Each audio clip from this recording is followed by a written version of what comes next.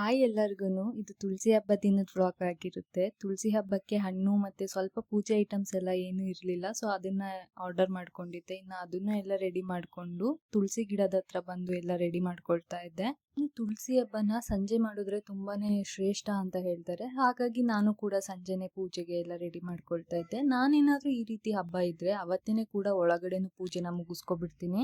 ಒಳಗಡೆನು ಪೂಜೆ ಎಲ್ಲ ಮುಗಿಸಿ ಬಂದು ತುಳಸಿ ಗಿಡದ ಹತ್ರ ಎಲ್ಲ ಪೂಜೆಗೆ ರೆಡಿ ಮಾಡ್ಕೊಳ್ತಾ ಇದ್ದೆ. ಕೃಷ್ಣ ಅಥವಾ ವಿಷ್ಣುವಿನ ಫೋಟೋನ ಇಟ್ಟು ಪೂಜೆ ಮಾಡ್ಕೋಬೇಕು ತುಳಸಿ ಹಬ್ಬ ದಿನ ಅಂತ ಹೇಳ್ತಾರೆ, ಹಾಗಾಗಿ ನಾನು ಕೃಷ್ಣನ್ ಫೋಟೋ ಇಟ್ಕೊಂಡಿದ್ದೆ. ಇನ್ನು ತುಳಸಿ ಹಬ್ಬ ದಿನ ನೆಲ್ಲಿಕಾಯಿ ಅಂತೂ ಮಿಸ್ ಮಾಡ್ಲೇಬಾರ್ದು. ನೆಲ್ಲಿಕಾಯಿ ದೀಪದ ಆರತಿನ ಮಾಡಿದ್ರೆ ತುಂಬಾ ಒಳ್ಳೇದು ಅಂತ ಹೇಳ್ತಾರೆ. ಇನ್ನು ಚರ್ಪಿಗೆ ನಾನು ನನ್ನ ಹಸ್ಬೆಂಡ್ ಇಬ್ರು ಸೇರಿ ಚರ್ಪೆಲ್ಲ ರೆಡಿ ಮಾಡ್ಕೊಂಡ್ವಿ. ಜಾಸ್ತಿ ಏನು ಮಾಡಿರ್ಲಿಲ್ಲ, ಸ್ವಲ್ಪ ಅವಲಕ್ಕಿ ಅಂದ್ರೆ ತುಳಸಿಗೆ ತುಂಬಾ ಇಷ್ಟ ಅಂತೇಳಿ ಅವಲಕ್ಕಿ ಚರ್ಪನ ಮಾಡ್ಕೊಂಡಿದ್ವಿ. ಇನ್ನ ಮಡ್ಲಕ್ಕಿ ಎಲ್ಲ ಇಟ್ಟು ಬಂದು ಪೂಜೆನೂ ಮಾಡ್ಕೊಂಡೆ. ನನ್ಗೆ ಎಷ್ಟು ಗೊತ್ತು ಅಷ್ಟು ಶ್ರದ್ಧೆಯಿಂದ ಭಕ್ತಿಯಿಂದ ಪೂಜೆ ಮಾಡ್ಕೊಳ್ತೀನಿ. ನೆಲ್ಲಿಕಾಯಿ ದೀಪನ ಹಚ್ಬೇಕಾದ್ರೆ ಯಾವುದೇ ಕಾರಣಕ್ಕೂ ಮ್ಯಾಚ್ ಬಾಕ್ಸ್ ಇಂದ ಹಚ್ಬಾರ್ದು ಅಂತ ಹೇಳ್ತಾರೆ, ಹಾಗಾಗಿ ನಾನಿಲ್ಲಿ ಊದ್ಗಡ್ಡಿಯಿಂದಾನೇ ಹಚ್ಕೊಳ್ತಾ ಇದ್ದೆ. ಸೊ ಇಷ್ಟೇ ಆಗಿತ್ತು ಇವತ್ತಿನ ವ್ಲಾಗ್. ಇಷ್ಟೇ ಆಗಿತ್ತು ನನ್ನ ಈ ತುಳಸಿ ದಿನದ ಪೂಜೆ. ಲಾಂಗ್ ವಿಡಿಯೋ ನಾನು ಆದಷ್ಟು ಬೇಗ ಅಪ್ಲೋಡ್ ಮಾಡ್ತೀನಿ. Thank you all.